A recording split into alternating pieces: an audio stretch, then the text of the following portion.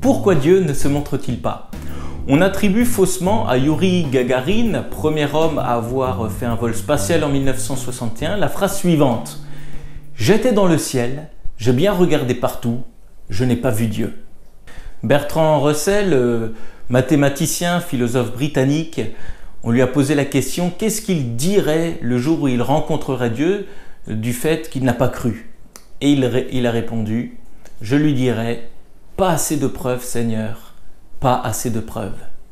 Francis Cabrel, dans sa chanson Le Chêne-Liège, s'adresse à Dieu et dit: où êtes-vous dans l'atmosphère? On vous attend, on vous espère, mais c'est le doute et le mystère que vous m'aurez appris le mieux. Sommes-nous condamnés à être dans le doute par rapport à l'existence de Dieu? Pourquoi Dieu ne se montre-t-il pas? Un raisonnement athée est le suivant: un Dieu bon voudrait se montrer. Dieu, s'il est tout-puissant, peut se montrer, or il ne le fait pas, donc il n'existe pas. Alors je vous propose d'avancer pas à pas pour répondre à toutes ces questions. D'abord, est-il possible de voir Dieu directement? Vous savez, dans leur rapport avec les païens, les rabbins devaient justifier le fait qu'ils adoraient un Dieu invisible. Et on raconte cette histoire, ce dialogue entre l'empereur Hadrien et le rabbin Josué Canania, où l'empereur aurait demandé à Canania: « Montre-moi ton Dieu ». « Impossible », lui répondit l'empereur. « Mais pourquoi ?» Alors là, le rabbin invite l'empereur à sortir et à regarder le soleil en pleine face. « Cela est impossible ». Alors le rabbin répond: si tu n'es pas capable de regarder ne serait-ce qu'une petite créature, comment pourrais-tu être capable de regarder le Créateur en face? Cette histoire illustre le fait qu'il est impossible de voir Dieu. Sa grandeur, sa majesté, sa puissance nous écraserait si elle nous était révélée dans toute leur splendeur. Mais on pourrait se dire, s'il est impossible de voir Dieu, au moins pourrait-on avoir une révélation de Dieu, un ange qui nous parle, une voix qui nous tombe du ciel, un rêve, je ne sais pas. Et on pourrait se dire, si j'avais une telle manifestation de Dieu, alors je croirais. Mais si Dieu existe, est-ce raisonnable d'exiger comment il doit se révéler à nous?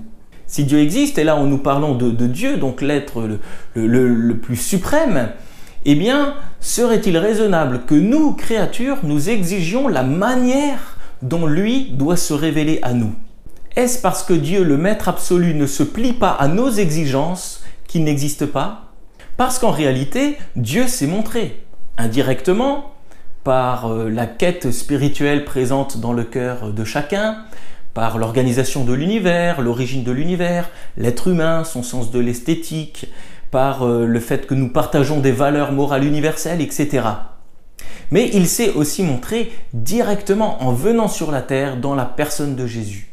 Un verset de la Bible dit: « Personne n'a jamais vu Dieu, Dieu le Fils unique, qui vit dans l'intimité du Père, nous l'a révélé. » Mais vous allez me dire, il reste quand même un certain niveau d'ambivalence. À la fois Dieu se révèle, mais Dieu reste caché. Pourquoi reste-t-il caché? Eh bien, un élément de réponse à cette question a un lien avec le type de relation que Dieu veut entretenir avec nous. Pour illustrer cela, laissez-moi utiliser une parabole du philosophe Søren Kierkegaard. Søren Kierkegaard raconte cette histoire. Imaginez un roi tout-puissant qui tombe amoureux d'une humble servante. Alors bien sûr, il pourrait lui déclarer son amour et dans ce cas-là, cette humble servante serait obligée, par obéissance au roi, par respect pour son autorité, d'accepter sa proposition. Mais cela n'est pas dans la volonté du roi. Le roi ne veut pas simplement un amour par contrainte, il veut gagner le cœur de la fiancée.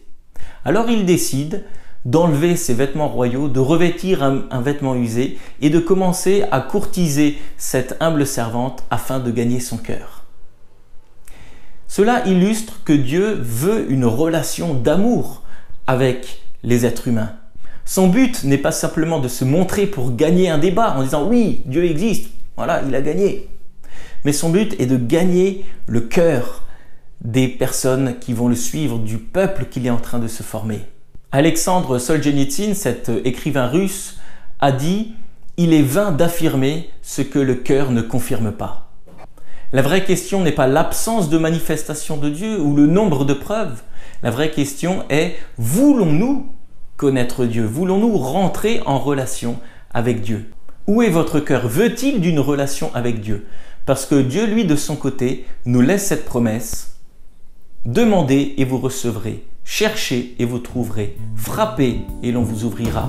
Car celui qui demande reçoit, celui qui cherche trouve, et l'on ouvre à celui qui frappe. Je vous invite à vous abonner à ma chaîne et à regarder plus de vidéos. N'hésitez pas à cliquer sur la petite cloche pour être averti des prochaines vidéos.